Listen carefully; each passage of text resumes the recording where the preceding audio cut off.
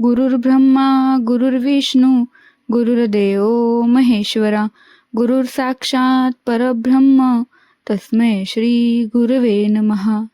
संतजनांनो, प्रेमाने बोलूया धननिरंकारजी. सात्संगत, मनुष्याच्या अंगी प्रामाणिकपणा असणं खूप गरजेचं आहे. कारण हाच प्रामाणिकपणा आपल्याला या बाह्य मोहमायेपासून, दिखाव्यापासून दूर ठेवतो.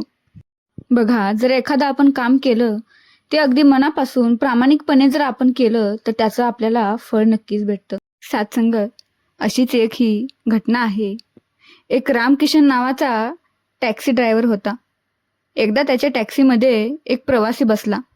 त्याला स्टेशनवर पोचवल्यावर रामकिशन पुढे निघून गेला. प्रवासी घाईघाईत उतरून गेला, पण त्याची एक बॅग मात्र टॅक्सीतच राहिली होती. अचानक गाडी चालवत असताना रामकिशनने पाठीमागे पाहिलं तर त्याला ती बॅग दिसली. मग तो म्हटला, अरे, ही बॅग बहुतेक त्या प्रवाशाचीच यात राहिली आहे. मग रामकिशनने ती बॅग उघडून पाहिली तर आतमध्ये सुमारे 5 ते 6 लाखाचे सोन्याचे दागिने होते. सात्संगतजी, बघा, रामकिशनने ती बॅग स्वतःजवळ न ठेवता बॅग रेल्वे स्टेशन जवळच्या पोलीस स्टेशनमध्ये जमा केली. त्याचा प्रामाणिकपणा पाहून पोलीस इन्स्पेक्टर खूप खुश झाले. त्यांनी ही बातमी एका वर्तमानपत्राच्या वार्ताहराकडे दिली. ती बातमी छापण्यासारखी आहे असं त्यांनाही वाटलं. त्यांनी रामकिशनची भेट घेतली आणि त्याला विचारलं, तुझ्या ताब्यात ही बॅग होती. वास्तविक ते धन तू लपवून ठेवलं असतं तरी कुणाला काही कळलं नसतं, पण ते प्रामाणिकपणे परत करावंसं का वाटलं तुला?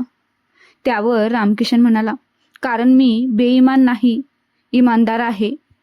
साहेब, दुसऱ्याचं दुःख मी जाणतो. ते धन जरी मी हडप केलं तर ज्याचं हे धन आहे त्याच्या हृदयाला किती वेदना होतील. सात्संगत, वार्ताहराने विचारलं, समजा तू हे धन ठेवून घेतलं असतं तर याचं काय केलं असतं? त्यावर रामकिशन म्हणाला, ते दागिने विकून मी आधी माझं टॅक्सीचं कर्ज चुकवलं असतं. पण सात्संगतजी, बघा, रामकिशनने असं काहीही न करता त्याने अगदी प्रामाणिकपणे ती बॅग पोलिसांच्या ताब्यात दिली. रामकिशनच्या प्रामाणिकपणाची बातमी वर्तमानपत्रात छापून आली. त्याचबरोबर त्याला मदत करण्याचं आवाहनही करण्यात आलं. ज्यांनी ज्यांनी ही बातमी वाचली त्या अनेक दानशूर व्यक्तींनी त्याच्या नावावर पैसे पाठवण्यास सुरुवात केली आणि बघता बघता 4 दिवसात त्याच्या खात्यात 6 लाख रुपये जमा झाले.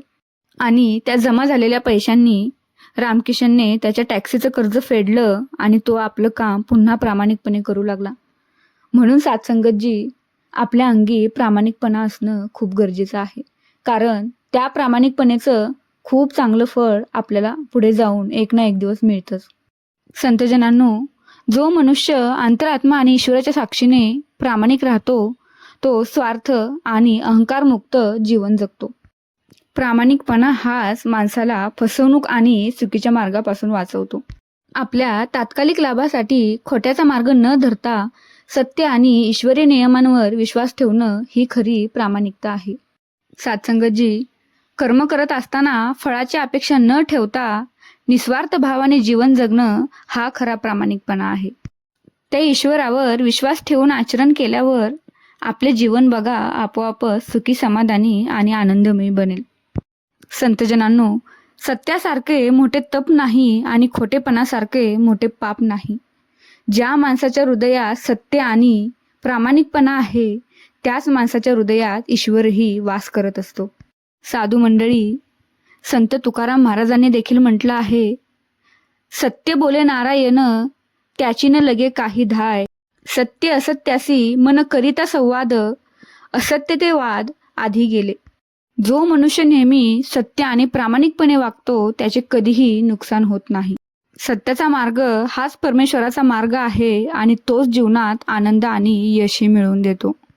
प्रामाणिकपणे आचरण हाच मानवाचा खरा धर्म आहे आणि यामुळेच आयुष्याला पवित्रताही प्राप्त होते. संतजनांनो, सद्गुरूनेही हेच वचन दिले आहे आणि याच वचनांचं आचरण करून सत्याच्या मार्गावर चालायला शिकवलं आहे. सद्गुरूंच्या वचनावर आणि विचारांवर चालणं म्हणजे प्रामाणिक जीवन जगणं आहे. संतजनांनो, निरंकारी मिशनमध्ये सत्संग, सेवा, नामस्मरण या त्रिसूत्रीचे प्रामाणिकपणे पालन करणं हेच मानवाचे खरे कर्म मानले जातं. त्यामुळे प्रत्येकाने आपल्यातला अहंकार, द्वेष, वैरभाव, स्वार्थ हे बाजूला ठेवून प्रामाणिकपणा अंगीकारला पाहिजे. कारण प्रामाणिक राहून जे फळ आपल्याला मिळतं ते फळ आपल्याला चुकीच्या मार्गांनी कधीच मिळू शकत नाही. त्यामुळे प्रामाणिकपणा हाच मानवाचा खरा धर्म आहे आणि हीच मनुष्याच्या आयुष्याची खरी ओळख देखील आहे. सात्संगतजी, सगळ्यांनी वाईट मार्ग सोडून सत्याच्या मार्गाने चाला, वाईट विचार सोडून चांगले विचार आचरणात आणा आणि आपले जीवन हे प्रामाणिकपणे जगा.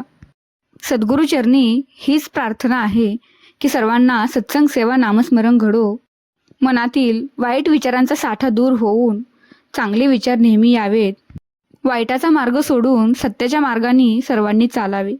सात्संगतजी, प्रेमाने बोलूया. धन्य निरंकारजी.